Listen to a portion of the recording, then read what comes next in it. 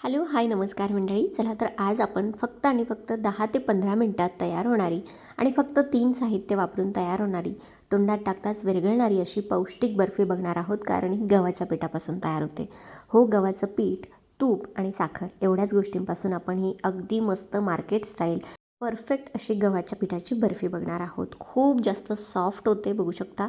एकदम तोंडात टाकताच विरघळते ही बर्फी आणि महिना ते 2 महिने ही टिकते सुद्धा, अजिबात खराबसुद्धा होत नाही. बघू शकता, एकदम सॉफ्ट तयार झालेली आहे. तर व्हिडिओ शेवटपर्यंत बघा.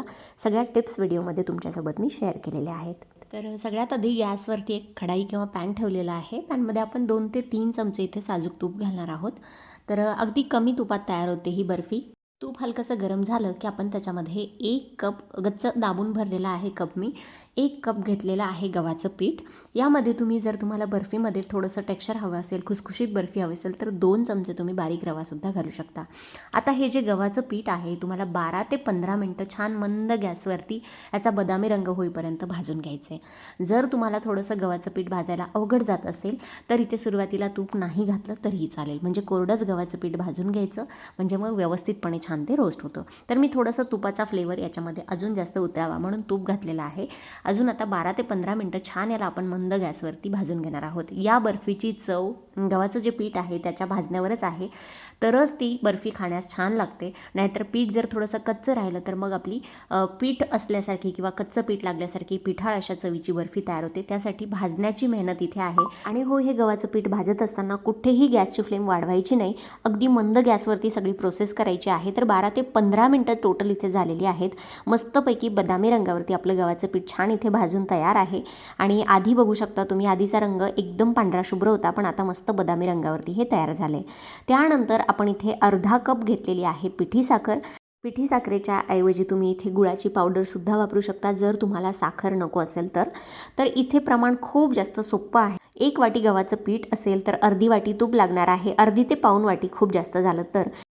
आणि साखर तुम्हाला अर्धा कप ते पाऊण कप, म्हणजे जर जास्त गोड आवडत असेल तर पाऊण वाटी घाला 1 कप गव्हाच्या पिठासाठी, किंवा मग कमी गोड आवडत असेल तर अर्धी वाटी घातलं तरी चालेल. तर अजून मी इथं थोडंसं 3 ते 4 चमचे तूप ह्याच्यामध्ये घातलेलं आहे. आणि आता मिश्रण बघू शकता तुम्ही, एकदम बऱ्यापैकी ओलसर झालेलं आहे, कारण गॅसची फ्लेम सुरू आहे.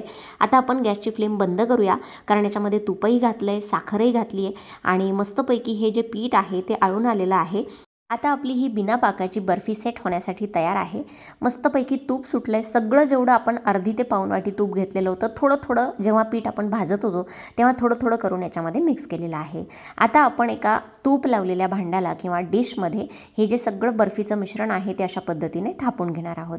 जर तुम्हाला खूप जास्त हे मिश्रण कोरडं वाटलं तर अजून 1 ते 2 चमचा तूप याच्यामध्ये मिक्स करू शकता. पण पाऊण वाटी तुपाचं प्रमाण एकदम परफेक्ट आहे. थोडं थोडं करून तूप घालायचं. जसं जसं गव्हाचं पीठ मस्तपैकी की भाजत जातं, तूप इथे रिलीज होतं आणि छान आपलं हे बर्फीचं मिश्रण तयार होतं. तर साखरही व्यवस्थितपणे या पिठामध्ये मिक्स झालेली आहे. आणि अशा पद्धतीने आपण एका तूप लावलेल्या प्लेटमध्ये हे सगळं काढून व्यवस्थितपणे प्लेन असा याचा सरफेस करून घेतलेला आहे, थापून घेतलेला आहे. आता हे थोड्या वेळासाठी आपण असंच ठेवून देऊया आणि 5 ते 6 मिनिटानंतर आपण वड्या पाडून घेणार आहोत. कारण खूप जास्त जर मिश्रण थंड झालं, बर्फी सेट झाली, तर मग याच्या वड्या व्यवस्थित पडत नाही, मध्येच तुकडे पडतात. तर एकदम छान आकारात त्याच्या चौकोनी वड्या पडाव्यात म्हणून मी इथे चाकूनी थोडंसं मिश्रण आपलं गरम असतानाच इथे अशा पद्धतीने मार्क्स करून घेतलेले आहेत. तुम्हाला या गव्हाच्या पिठाच्या ज्या कुठल्या आकारात वड्या करायच्या असतील, म्हणजे जसं काजू कतलीच्या किंवा कापण्यांच्या आकाराच्या, चौकोनी किंवा त्रिकोणी, कुठल्याही आकाराचे किंवा छोटे छोटे पेढे किंवा लाडूसुद्धा तुम्ही या पिठाचे बनवू शकता. एकदम मस्तपैकी आपली ही गव्हाच्या पिठाची बर्फी इथे आता अर्धा ते 1 तासानंतर मी तुम्हाला काढून दाखवते. वेळ असेल तर बाहेर रूम टेम्परेचरवरतीच थंड होऊ द्या, नसेल तर तुम्ही याला फ्रीजमध्ये सुद्धा 15 ते 20 मिनिटासाठी जरी ठेवून दिलं तरी याच्यामध्ये भरपूर असं तूप घातलेलं असल्यामुळे लगेचच ही बर्फी सेट होते. आणि बघू शकता इथे आपण आता हे बर्फीचे पीसेस बाहेर काढत आहोत. एकदम परफेक्ट आपली ही पौष्टिक अशी महिना ते 2 महिने टिकणारी गव्हाच्या पिठाची बर्फी इथे तयार झालेली आहे. आणि फक्त आपण 3 साहित्यात ही बर्फी तयार केलेली आहे. तूप आहे, गव्हाचं पीठ आहे आणि साखर आहे. हवं असल्यास तुम्ही फ्लेवरसाठी याच्यामध्ये वेलची पूड, जायफळाची पूडसुद्धा घालू शकता. बघू शकता अगदी मस्तपैकी इथे चौकोनी आकारातल्या वड्या आपल्या इथे तयार झालेल्या आहेत. तर ही एकदम सोप्या पद्धतीने तयार झालेल्या बर्फीची रेसिपी तुम्हीसुद्धा नक्की नक्की नक्की ट्राय करा आणि मला कमेंट सेक्शनमध्ये सांगा की आजचा व्हिडिओ आणि आजची रेसिपी तुम्हाला कशी वाटली. मुलांना डब्यामध्ये किंवा मग छोटी मोठी भूक लागलेली असेल, गोड काहीतरी खावंसं वाटत असेल, तरीसुद्धा तुम्ही ही बर्फीची रेसिपी एकदाच बनवून 1 ते 1.5 महिन्यासाठी एअरटाईट कंटेनरमध्ये स्टोअर करू शकता. तर रेसिपी जर आवडली असेल तर व्हिडिओला जास्तीत जास्त लाईक करा, शेअर करा आणि असेच नवनवीन व्हिडिओज आपल्या चॅनलवरती बघण्यासाठी चॅनलला सबस्क्राईब करायला मात्र विसरू नका. चला भेटूया अशाच एखाद्या नवीन व्हिडिओमध्ये. तोपर्यंत धन्यवाद. Thanks for watching. Take care. Bye bye.